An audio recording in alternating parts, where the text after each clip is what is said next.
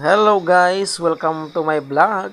So for today's video ay maglilinis po ako ng isda, mga palangga. Ayan po, napakaganda po ng aking isda at napaka-fresh parang ako. Ayan nga po pala, bago ko simulan ang maglinis ng isda ay magpapakyat muna ako dito sa camera.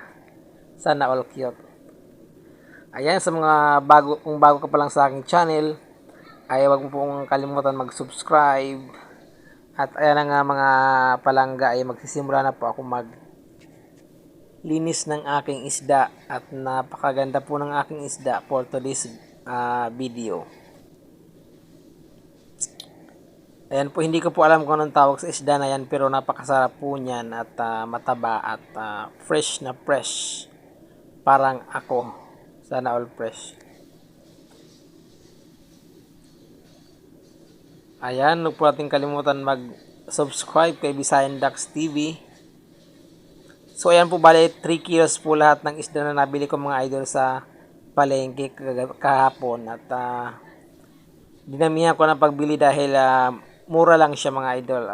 150 lang isang kilo.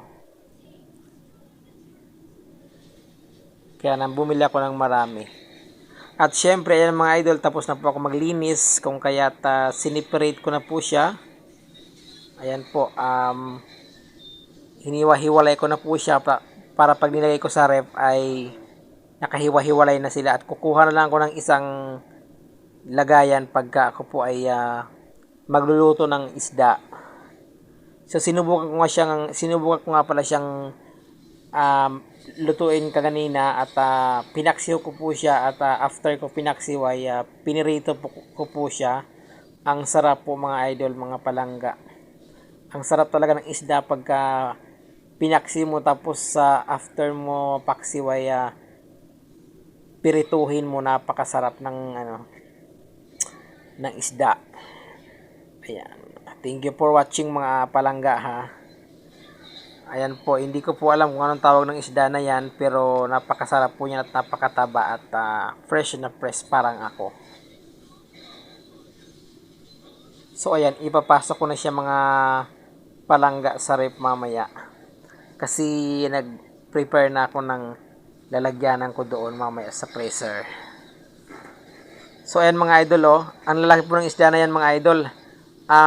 Ang iba po niyan ay talagang sobrang laki. Halos isang dangkal ko siya mga idol. Tingnan mo na mga idol, isang dangkal ko po siya. Ang laki po ng mga isda na yan. So kung titingnan niyo po siya ay maliit lang, pero pag sa personal ang lalaki, tingnan niyo mga idol. Ang laki ng kamay ko, pero isang dangkal talaga siya. Ayan. Kaya nung nagprito ako isang kawali, isang piraso lang nakalagay Kasi malaki talaga siya, isang dangkal.